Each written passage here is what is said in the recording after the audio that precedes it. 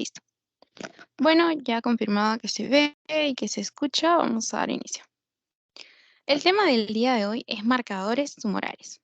Ok, hay algo muy importante que tienen que saber de este tema. Y eso los voy a dejar bien remarcado un poco más adelante, pero dentro de estos conceptos es de que estos no son 100% específicos y no son 100% sensibles, como se los voy a mostrar. Aparte, estos de aquí nos ayudan como exámenes auxiliares, no son diagnósticos, no es que simplemente por la elevación de uno de estos marcadores, por ejemplo, el CA 19-9, como lo es para el cáncer de cabeza de páncreas o el cáncer de páncreas en general, o así como hablar del CA 125 o del 15-3, así sucesivamente son específicamente del útero o de la mama, no, dado que estos tienden a elevarse también en otros casos, como lo vamos a ver. Entonces, y dentro de estos ejemplos, pues tenemos al antígeno carcinoma embrionario, ¿no? Que se puede elevar también como, por ejemplo, dado su origen, tanto del intestino, del hígado, por origen embrionario, ¿no?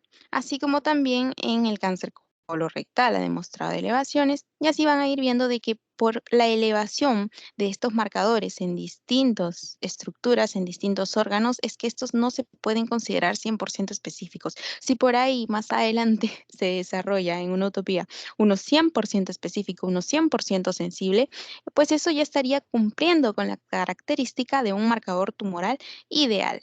Sin embargo, hasta ahorita no hay ningún marcador tumoral ideal. Todos estos de aquí nos van a ayudar para poder realizar un plan de tratamiento, para reconocer recidivas, para nosotros poder realizar un control si los medicamentos están haciendo efecto, como se los voy a mostrar más adelante, ¿no? Entonces vamos a ir a conocer un poco más de este tema, pero ¿por qué es que este tema es muy importante? Porque el cáncer es una de las principales causas de muerte en el mundo, ¿no? Entonces, muchos de estos también han sido utilizados como screening, aunque esto también es em, un poco polémico hablar de la utilización de estos marcadores tumorales como screening, pero bueno, en algunos lugares lo utilizan, ¿no? Ok, entonces vamos a enfocarnos en aquellos que son más resaltantes para ciertas patologías, ¿no? Listo. Y para ciertos órganos que son un poquito más específicos que otros. Ok. Entonces, tenemos que saber qué son, dónde se producen y cuándo se producen, en qué situaciones, patológicas o fisiológicas, benignas o malignas. ¿Dónde? ¿Y qué no? Bueno, entonces, ¿qué es este? Bueno, ¿qué es un marcador tumoral? Un marcador tumoral van a ver más adelante que puede ser una glucoproteína, una lipoproteína, puede ser en sí una sustancia que va a ser producida por quién o por qué va a ser producida o por el estroma tumoral, es decir, de que ustedes saben de que en sí una célula cancerígena al momento de que empieza a un segundo, por favor. ¿Qué quieren?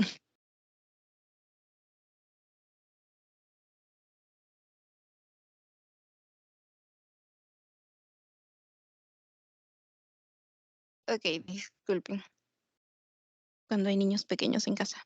Okey, entonces les decía, y mil perdones, es de que un marcador tumoral viene a ser una sustancia que va a ser producida o por una masa tumoral que en sí está conformada por muchas células, aglomeradas, estas células que, pues, van a tener un material genético alterado, en el cual están constantemente replicándose sin un mecanismo de apoptosis, como ustedes ya lo habrán revisado en sus temas de oncología, o muchas veces también es revisado en temas de medicina cuando se ven los temas de cáncer brevemente. Entonces son células cancerígenas, dado que el material genético se encuentra alterado, estos se encuentran en constante proliferación, replicándose, pero replicando un mal material genético y en lugar de morir, pues continúan replicándose y se va formando una gran masa. Entonces estos pueden empezar a liberar una serie de sustancias y esto es a lo que se le conoce como un marcador tumoral, pero no solamente se van a elevar en patologías malignas, sino que también pueden elevarse en patologías perdón, en estados fisiológicos, ¿no? Como por ejemplo la beta-HCG. en el estadio del embarazo. Entonces, en este estado de embarazo también se va a elevar esta beta-HCG y eso pues no necesariamente va a indicar la elevación de un marcador tumoral, sino más bien la elevación de un marcador de un estado pues fisiológico, ¿no? Como lo es el embarazo. Entonces, vamos viendo a qué nos referimos con este concepto. Ahora, hay algo que deben tener muy presente, de que no solamente en estados patológicos, sino también en estados benignos. Ya. Ahora, ¿dónde? Donde, bueno, acá está, ¿no? El concepto que les pongo acá es el reflejo del crecimiento o la actividad de un tumor. Y un tumor no necesariamente tiene que ser maligno, sino que también puede ser benigno, como lo vamos a ver más adelante. Y donde esto va a depender del epitelio, va a depender del estroma, del órgano que se está viendo, ¿no? Puede ser de la cavidad uterina, puede ser del páncreas, puede ser del intestino, puede ser de la próstata, puede ser del pulmón. En el pulmón tenemos el cifra 21.1, por ejemplo, ¿no? En el de páncreas tenemos el CA19.9. Aquí en el de la próstata tenemos el antígeno prostático específico, por ejemplo. En el cáncer colorectal, por ejemplo, que tenemos el COE, bueno, el CA, que vendría a ser el antígeno carcinoma embrionario, que también lo van a ver en un momento. Y cuando, como ya lo habíamos comentado en un poco de qué es, de dónde viene, pues aquí está lo que les estaba explicando, ¿no? Usualmente tenemos una célula normal en la cual, si esta célula normal en el material genético está que ante un defecto, esta proceda con la apoptosis, que vendría a ser la muerte celular programada para que el material genético no siga replicándose de ese mal material genético, pues la célula usualmente muere, ¿no? Pero en el caso de que exista esta patología de cáncer, pues lo que existe es de que este mecanismo se ve inhibido. Entonces ya no hay una correcta apoptosis, es más, se evade ese mecanismo. Por ende es que esta célula sigue replicándose y se va a formar una gran masa, ¿no? Ante la abundancia de estas células y van ocupando cavidades, van ocupando espacios y eso es algo que conocemos como un tumor o como una masa, ¿no? Listo. Y por ejemplo, aquí vemos ocupando un poco del epitelio. Ya. Entonces, habíamos hablado de que estas no solamente me pueden estar indicando un proceso patológico maligno, sino también podría ser uno benigno, ¿no? Entonces, ustedes ya habrán visto, por ejemplo, en clases de histología, dentro de las cuales a reconocer un tumor benigno por sus características y también un tumor maligno por las características, ¿no? Listo. ¿Y para qué les pongo este cuadrito? Para que recordemos este concepto que les comentaba al inicio, de que los marcadores tumorales pueden elevarse en personas con condiciones tanto benignas como malignas. No necesariamente, por ejemplo, en el caso de un adenocarcinoma, que es una condición maligna, sino también pueden ser en condiciones benignas. Así como también los habíamos visto en otro extremo, ¿no? Como vendría a ser el embarazo. Ahora, ¿por qué es que es necesario que recalquemos puntos importantes? Porque van a poder observar que cuando lleven la clase con el doctor, van a observar esto. Van a ponerles un marcador tumoral y les van a poner, se eleva también en cirrosis hepática, hepatitis viral, embarazo, aborto, enfermedades renales, en muchos otros casos. Y eso se va a deber a la cantidad de órganos que pueden presentar la elevación de ese marcador ante algún mecanismo de respuesta, ¿no? Ante un agente lesivo, por ejemplo. Pero es por ello de que tenemos que reconocer los que son más resaltables de ciertas patologías. Y eso es lo que vamos a revisar el día de hoy y voy a tratar de que lo podamos aprender juntos. Entonces, para llevarlos ya a casa en mente, ¿no? Entonces, bueno, aquí les pongo esta gráfica y pongo este concepto, que muchos marcadores tumorales no son específicos a un tipo particular de cáncer. ¿Qué quiere decir eso? De que, por ejemplo, el antígeno carcinoma embrionario, que vendría a ser el CEA, que es bastante representativo del cáncer colorectal, puede elevarse, pues sí, en cáncer colorectal, pero dado su etiología, por el epitelio embrionario, también está en otros lados del intestino, también del saco vitelino, también del hígado. Entonces, ¿qué quiere decir eso? De que puede elevarse también en ciertas patologías hepáticas, también puede elevarse en otras patologías intestinales y así sucesivamente, ¿no? Por la etiología embrionaria que se tiene.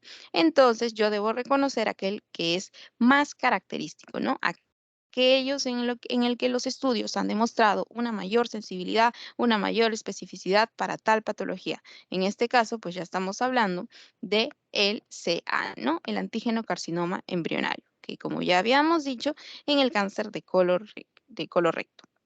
Listo. Entonces, dado que no son específicos a un tipo particular de cáncer, es que no podemos hablar de un concepto de 100% de especificidad. Listo. Entonces, Katy, si estos no son 100% específicos, si estos no son 100% sensibles, ¿para qué los tengo que estudiar? ¿Para qué los tengo que aprender? ¿Para qué es que me van a servir en la vida? Bueno, estos sí tienen una utilidad. Y aquí se los voy a poner en un ejemplo con esta curvita. Imaginemos que ustedes ya han diagnosticado un tipo específico de cáncer.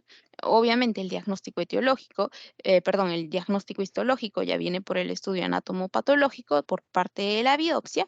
Y luego de ello, pues de acuerdo a las características de este, de acuerdo a otros factores, pues ustedes dan un tratamiento, ¿no? Están dando un tratamiento ya sea con quimioterapia o radioterapia o un tratamiento combinado o tal vez tras un tratamiento quirúrgico es que ustedes van a tener que realizar un pronóstico, van a tener que realizar también un seguimiento a este tratamiento. Y si ustedes ven de que posterior a el tratamiento se marca un hito, ¿no? Posterior al tratamiento, pues todo va, aquí está la residuo del cáncer, ¿no? No hay recidiva, no hay recidiva, no hay recidiva, todo va ok. Si esto empieza a subir, pues ahí yo ya me tengo que preocupar. ¿Y esto qué vendría a recalcarme? ¿Qué me vendría a recalcar? Pues esto vendría a ser una gráfica de los niveles del marcador tumoral. Aquí no he puesto ningún marcador tumoral, he tomado simplemente esta gráfica de manera dinámica, pero no hay ningún marcador tumoral que ustedes estén viendo por aquí, no, simplemente un número X. Entonces, para esta patología, por ejemplo, con estos valores, estoy diciendo de que hago la operación o estoy dando el tratamiento, sea quimioterápico o radioterápico, y luego estoy viendo esta curva de recidiva o de los marcadores tumorales, ¿no? Si hay una elevación, pues yo puedo decir de que el tratamiento no está haciendo efecto correctamente o de que está habiendo un proceso de recidiva o de que no es lo suficientemente fuerte para justamente este tipo que yo estoy tratando, ¿no? Entonces vemos de que aquí todo bien.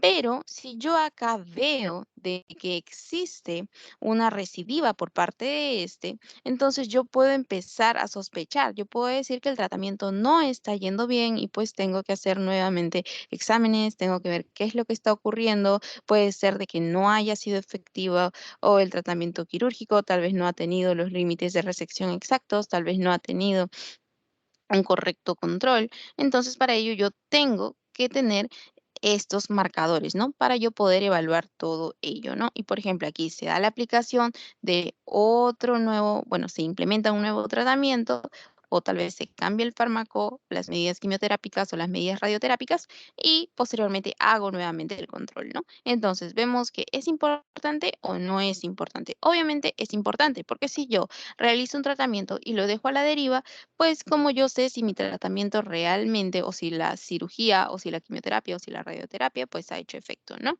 Entonces, esto me va a poder delimitar ciertas características, como por ejemplo de que yo voy a poder darle el control al crecimiento o la actividad del tumor, así como también yo voy a poder establecer el pronóstico. Así como también yo voy a poder realizar un correcto seguimiento y yo voy a poder comprobar la eficacia del tratamiento, que es principalmente lo que hemos tratado de esquematizar aquí. Muy bien. Entonces vemos de que a pesar de que no son 100% sensibles y no son 100% específicos, son muy importantes. Listo. Entonces, aquí básicamente en estas palabras, ¿no? Para el pronóstico, para el seguimiento y para la eficacia del tratamiento. Ahora, ustedes dirán, Katy, pero yo de dónde saco estos marcadores tumorales? Y por eso les pongo acá. Estos marcadores tumorales, y como también fue pregunta de pretest, los podemos sacar en sangre, en orina, de los propios tejidos y del propio tumor, ¿no? Y las posibilidades que me da es que estos me van a ayudar a definir el pronóstico y evaluar la respuesta del organismo, porque como sabemos, estos marcadores tumorales pues vienen a ser una respuesta del organismo. ¿Y cuáles son las limitaciones de estos? Las limitaciones de estos es de que la presencia de niveles elevados no siempre me va a significar que haya una patología cancerígena. Así como que no haya niveles elevados, eso no me va a decir, hey, aquí no hay cáncer. ¿Por qué? Porque no son 100% sensibles, no son 100% específicos. Y ya habíamos dicho de que qué era la especificidad y qué era la sensibilidad, y se los voy a repetir también más adelante, pero les voy diciendo de que bueno, les he puesto un dibujito más adelante también, mejor para que no vayan confundiendo los conceptos. Y entonces, ¿cuál era el concepto de esto? De que sí, sí es útil, sí es importante. ¿De dónde se pueden sacar? De sangre, de orina, de los propios tejidos, del propio tumor, ¿no? Listo. Ahora, ¿cómo los clasificamos? Los vamos a clasificar, dado que son muchos de diferente etiología, los podemos clasificar en los siguientes grupos. Y no tanto las preguntas van así como que este es una glucoproteína, este es un antígeno, este es una enzima, este es una hormona, no necesariamente y no realmente. En realidad van más bien a preguntar. Por ejemplo, el cáncer de útero tiene el siguiente marcador tumoral o paciente con tal tendría elevado el marcador tumoral tal, como se los voy a poner en un casito más adelante. Y así que solamente esto es por cuestiones de definición para que lo puedan tener en mente de que en este caso pues los vamos a agrupar como antígenos oncofetales.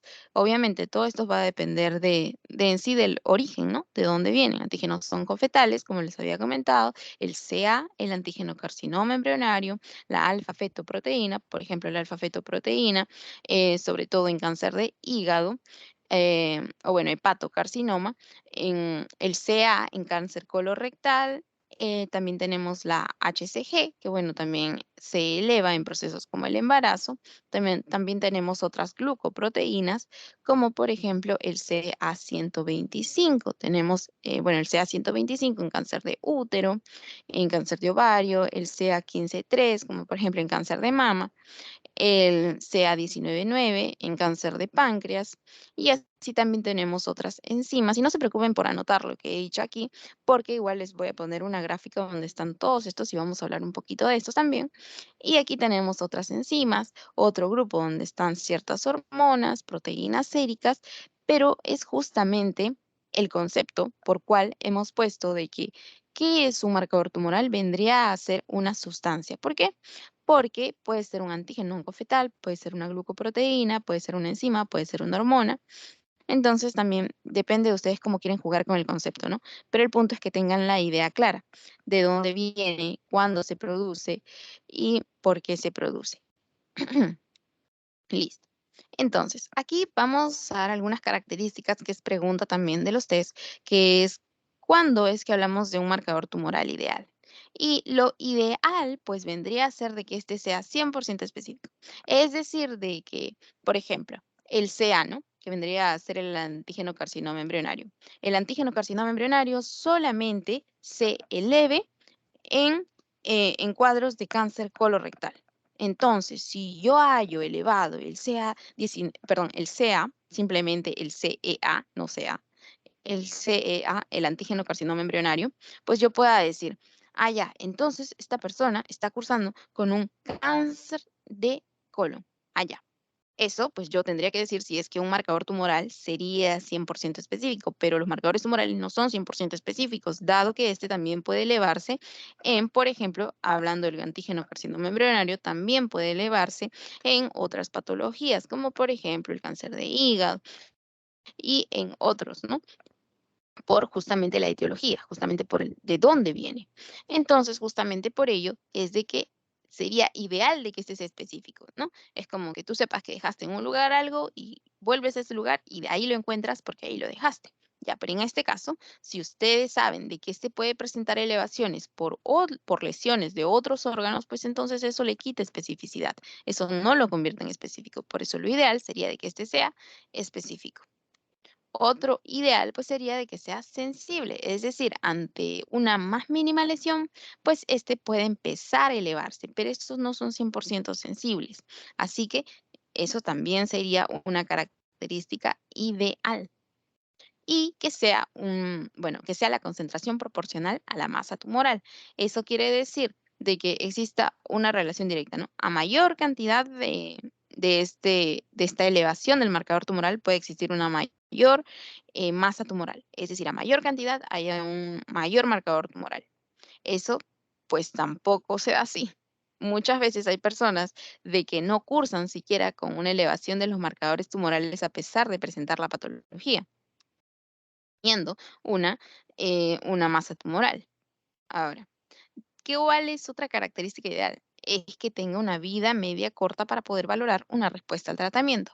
Porque ustedes imagínense de que ustedes están realizando un tratamiento y de que el marcador tumoral pues siga de esa misma forma, pues o siga así a este nivel por mucho, mucho tiempo pues entonces ustedes pueden, por ejemplo, seguir implementando o mejorando el tratamiento o haciendo más agresivo su tratamiento y pues el marcador tumoral simplemente no ha bajado sus niveles por el hecho de que no baja rápido, ¿no? No es su característica. Entonces, pues, ¿qué es lo que estaría pasando? Pues ustedes estarían utilizando tratamientos más agresivos que pueden generar tal vez algún efecto secundario en el paciente producto de este tratamiento y en realidad lo que ocurría era de que este marcador tumoral en realidad no había bajado completamente. Entonces, por ello, lo ideal sería de que este pueda tener una vida media corta para poder valorar una respuesta al tratamiento, ¿no? Listo. Ajá, ve, y acá estaba la tablita. Otra característica es que sea fácilmente accesible y medible. Obviamente debe ser de fácil acceso a este, ¿no? Por eso habíamos dicho de que lo podemos encontrar en sangre, en orina principalmente, ¿no? Y también debe ser económico, que debe estar al alcance de todos. Listo. Otra característica ideal de este es que nos debería orientar el tipo histológico, la localización y el estadio. Ahora, pero solamente con la elevación de estos, pues no nos va a decir el tipo histológico, la localización y el estadio de estos. No, esto lo va a poder, estas características histológicas, pues lo va a poder decir la anatomopatología. Así como también ustedes saben que las patologías cancerígenas, las patologías tumorales, para ver el estadio, para ver la invasión y todo ello, pues nos ayudamos de otras técnicas de imagen, como vendrían a ser, por ejemplo, la tomografía computarizada, la TAC, que nos ayuda, por ejemplo, para el estadiaje, ¿no? Principalmente esas. Ahora, esto de aquí lo puse para que ustedes puedan reconocer la característica, bueno, la diferencia entre especificidad y sensibilidad. ¿Por qué? Porque un marcador ideal, ya estarán hartos de esa palabra, un marcador ideal vendría a ser 100% específico y 100% sensible. ¿Qué quiere decir especificidad? La especificidad vendría a ser la capacidad de una prueba de dar como resultado un verdadero negativo, es decir, decirle a la persona sana que está sana. Por eso decimos darle un verdadero negativo, o sea, una verdadera prueba que le diga que de verdad no tiene la enfermedad. Por eso es que hablamos de la población sana. Pero la sensibilidad vendría a ser la capacidad de una prueba de detectar a aquellas personas con la patología, es decir, decirle al enfermo que está enfermo. Por eso acá decimos pacientes con cáncer. Si este concepto no quedó claro, podemos repetirlo al final. Entonces, esto sería lo ideal. Pero, como habíamos dicho al comienzo, les di una breve intro de que esto no se realiza de esta forma. En realidad, no hay un marcador tumoral que sea 100% específico y 100% sensible. Y estos es algunos datos que les iba comentando, ¿no? De que no todos los pacientes con un mismo tipo de cáncer tienen elevado el marcador asociado a ese tumor. Por ello es que al comienzo también hablábamos de la especificidad del dato, es decir, la especificidad marcador tumoral, no son específicos de un solo órgano. Entonces, por eso ponemos esto. Después, algunas personas con cáncer nunca presentan niveles elevados de algún marcador. Entonces, hablamos de la capacidad de este con respecto a su sensibilidad, ¿no? Es decir, de que este no siempre detecta a aquellas personas que realmente tienen la patología. Y que los niveles de marcador tumoral tienden a aumentar a más de lo normal solamente cuando hay una gran cantidad de cáncer presente. Ahora, en el caso de que esos datos hayan sido un poco largos, un poco extensos, acá también les pongo una tablita de resumen y les pongo las características de un marcador ideal, ¿no? De manera resumida. Ahora, vamos a conocer estos marcadores tumorales. Vamos a conocerlos. Entonces, como les había comentado al inicio, no quiero sobrellenarlos de información porque sé de que ya en sí, en medicina hay muchas cosas que memorizar y hay muchas cosas que relacionar.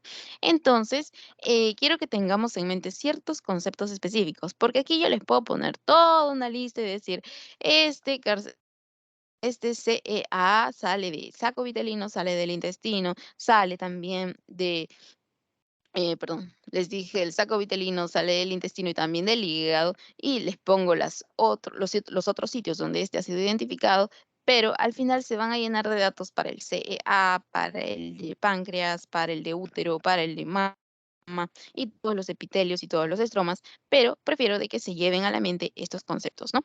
Que ya de por sí también he visto que están en preguntas de Elena. Entonces, vamos a ver esto. Entonces, aquí tenemos el intestino y aquí vamos a ver de qué tenemos un caballito. Aquí tenemos entonces el colon sigmoides exactamente donde está pateando, está coceando este caballito y vamos a ver de que por el golpe, por el impacto, pues caería como a este nivel, ¿no? Ya, y esta imagen se lo pueden grabar para recordar de que el caballo cosea. Pueden hacerlo así de manera em, graciosa para aprendérselo como una memotecnia, porque llamamos nosotros el cáncer colorectal, o bueno, la elevación de este marcador.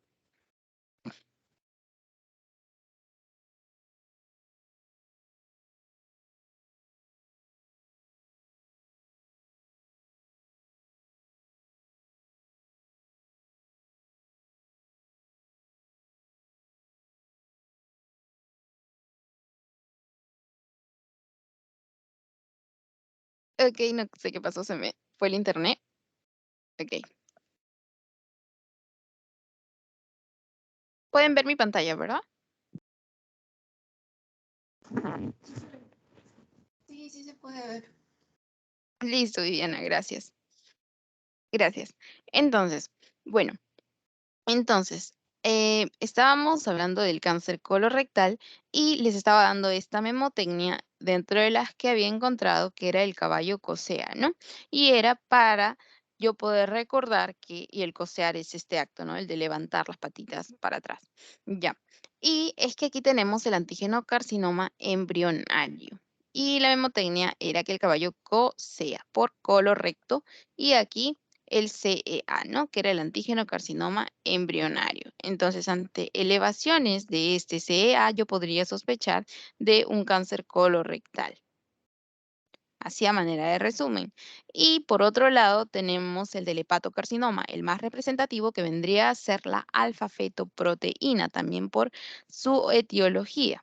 Entonces, aquí vamos a ver si también a manera de memotecnia, luego vamos a revisar algunos datos, es que tenemos que el hígado puede formar una A de boca ancha, o sea, una A de una base muy, muy larga, como a manera de este triángulo. Si lo volteamos, haría una F, es como cuando son animadores y dicen A, F, P. Ya, de esa forma, pero de esa manera dinámica, porque en realidad todo lo que tiene que ver, pues, es en base de dónde sale este, ¿no? Que vendría a ser el estroma de estas células y bueno, en el caso de la alfa-fetoproteína está muy ligada a la albúmina y como sabemos dónde se produce la albúmina, pues a nivel del hígado. Muchos lo pueden recordar por ese dato, otros por el origen embriológico, otros por también la memotecnia, ¿no? Ahora, en el caso del cáncer de páncreas, que también es bastante preguntado, que vendría a ser su marcador tumoral, el CA19-9. Y aquí tenemos, por ejemplo, el conducto biliar, acá tenemos la cabeza del páncreas y como pueden ver se está formando un 9 y con este pues se forma un 1 y tenemos el 19 y bueno, le damos la vuelta al 9 y se forma un 19-9. Esa manera dinámica para que ustedes lo recuerden así. Y aquí tenemos el cáncer de mama. El cáncer de mama, el marcador tumoral del cáncer de mama vendría a ser el CA15.3. Esta de aquí es una mama y si se pone un piercing y acá también se pone uno lineal y aquí uno de una estrella de 5 puntas, pues se queda como un 15 y bueno, el 3 porque ahí se formó como las boobies, las mamas, el pecho. Listo. Y por otro lado tenemos el cáncer de ovario, cuyo marcador tumoral vendría a ser el CA125. Y aquí se ha tratado de formar las trompas de falopio, por aquí la cavidad uterina y aquí en las puntitas tenemos justamente los ovarios. Y el uno grandazo viene a formar a esta señora de aquí. Es una mnemotecnia un poco tonta, pero bueno.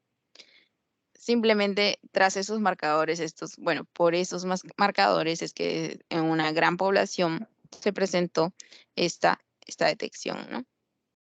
Mira, en el caso de estos, en el de mama, en el de ovario, ¿cuándo es que yo puedo sospechar mucho más?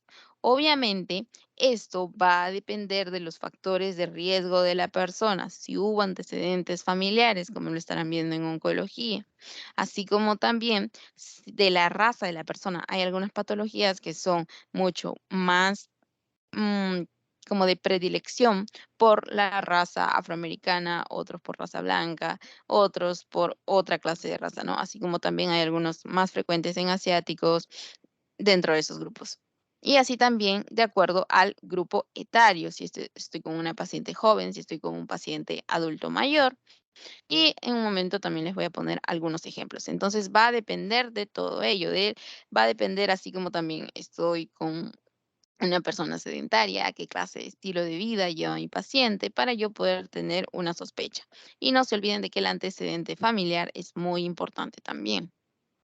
Ahora, otro muy importante vendría a ser este de aquí, el antígeno prostático específico, que vendría a ser el PSA o por sus siglas en español, el APE.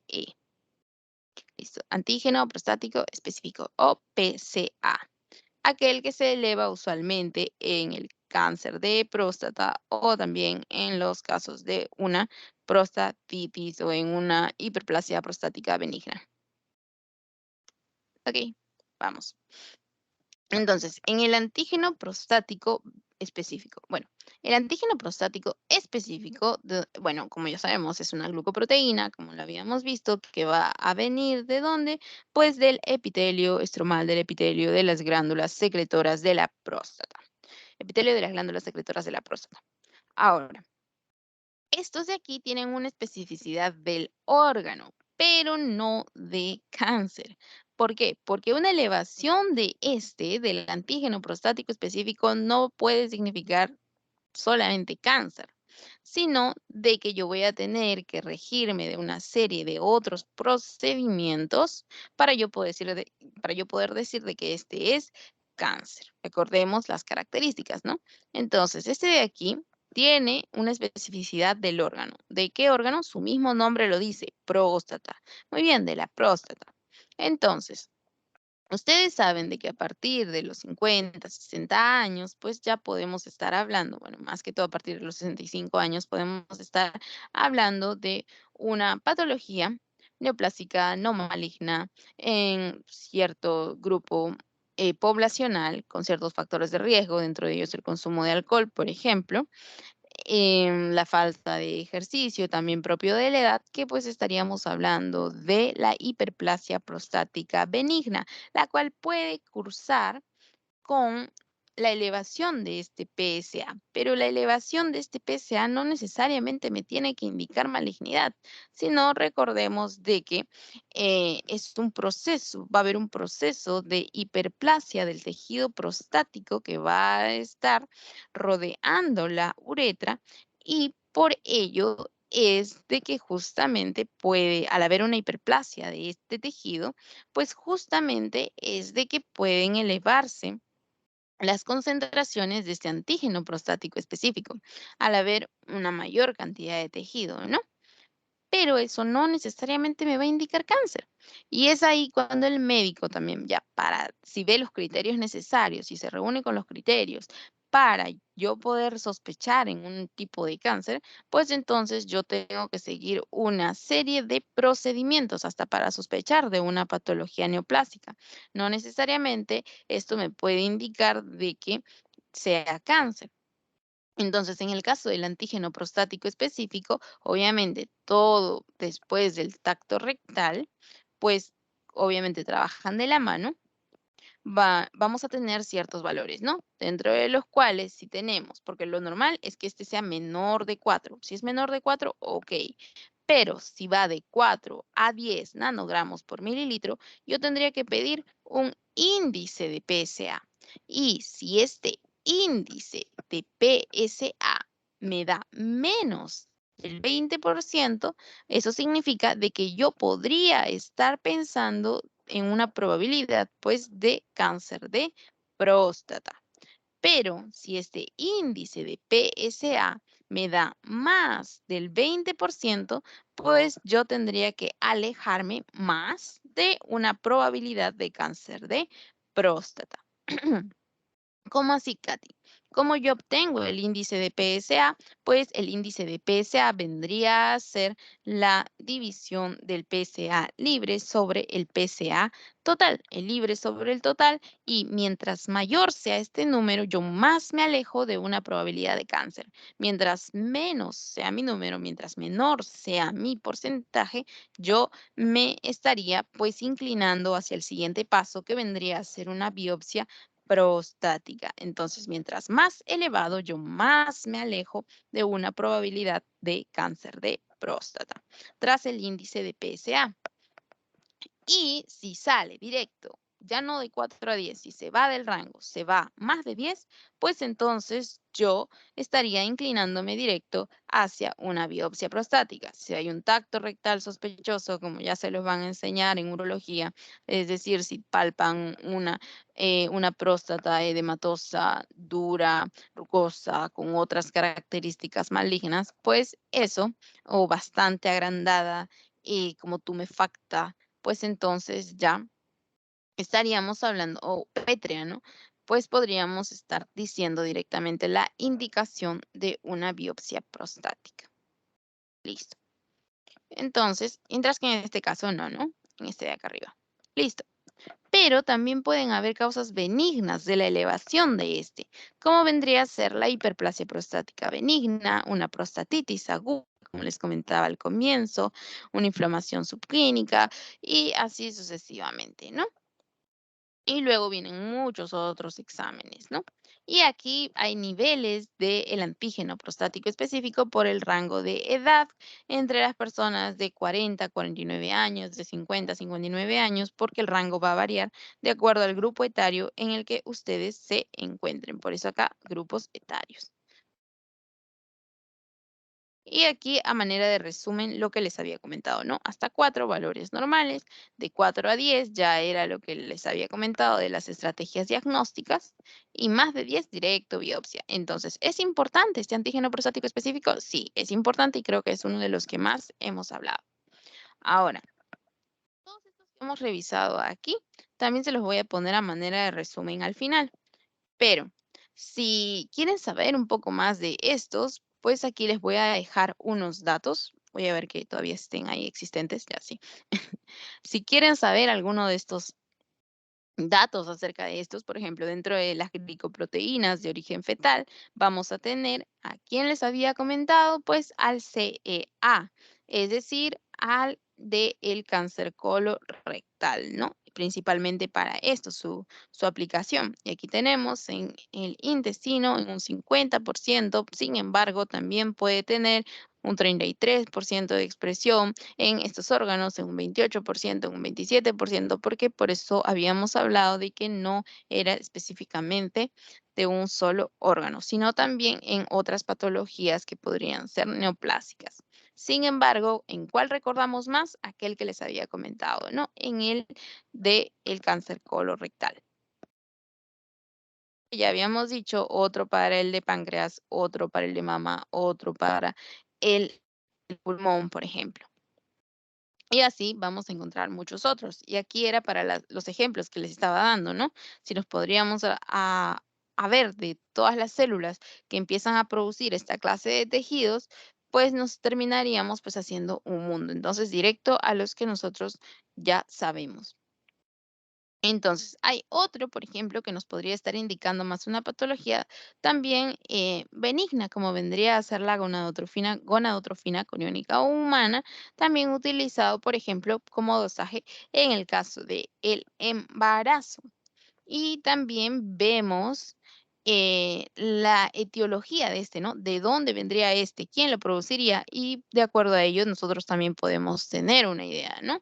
Como por ejemplo su origen a nivel ovárico, placentario y testicular, y justamente por su origen a nivel placentario, ovárico, es que nosotros lo podemos también tener como utilidad a nivel de bueno, como dosaje para el embarazo. Listo.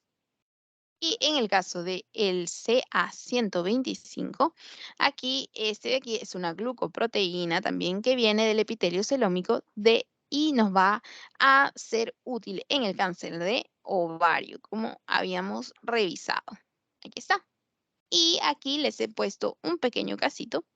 Por ejemplo, si habíamos dicho de que teníamos que fijarnos en ciertas características, tanto intrínsecas del paciente como antecedentes familiares, extrínsecas, como los factores de riesgo a su alrededor, como por ejemplo la contaminación, otro factor intrínseco que podría ser el estilo de vida que ésta lleva, por ejemplo, es sedentaria, realiza actividad, así como qué clase de alimentación tiene, bueno, los antecedentes familiares ya habíamos mencionado, y otras características intrínsecas de la paciente, pues entonces decimos, si tenemos a una mujer que es posmenopáusica y en la clínica presenta una masa pélvica palpable asintomática, está bien, es asintomática, pero miremos aquí la prueba que nos dice que en los valores de CA125 tiene más de 65 unidades por mililitro y ahí en los valores de referencia del laboratorio te bota que es menos de 35 el valor normal. Entonces tú ya podrías simplemente sospechar. Listo. ¿Por qué sí se podría sospechar de un cáncer de ovario? Porque, uno, por la clínica.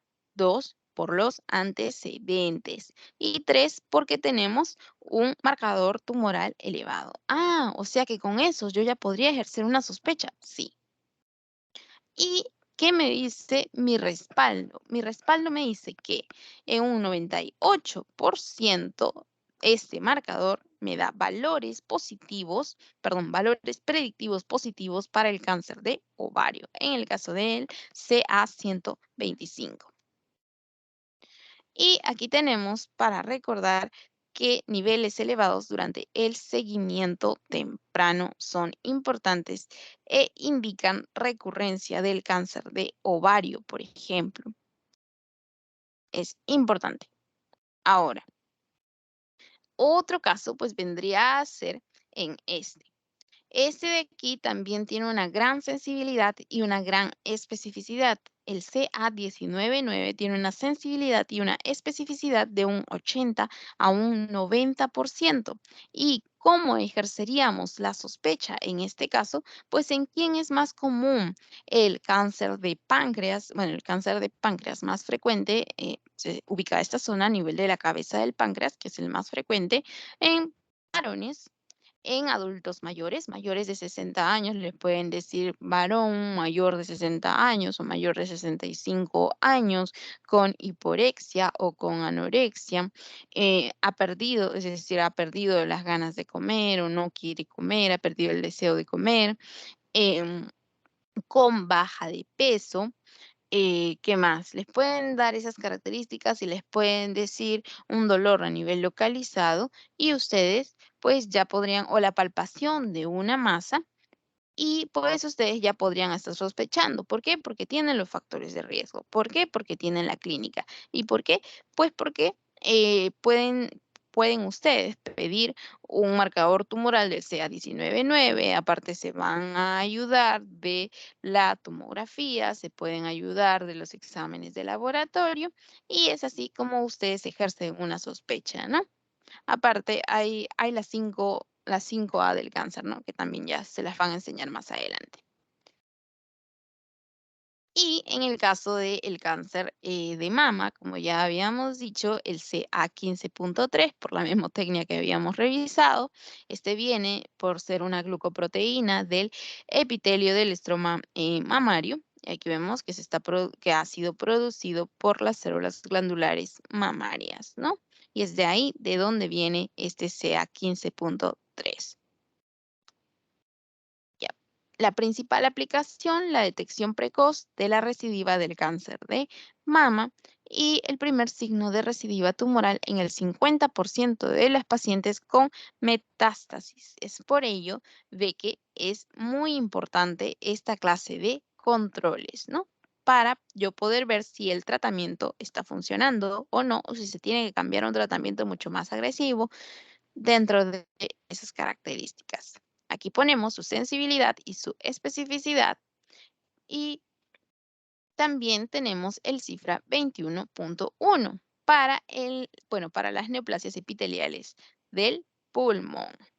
Y este de aquí también van a ver de que no, bueno, no es específico al igual que los otros que hemos visto porque lo podemos encontrar en otros lados, ¿no? Como por ejemplo en el páncreas, mama, estómago, intestino, hígado, entre otros, pero principalmente una mayor elevación con más positividad en el cáncer de pulmón, cifra 21.1.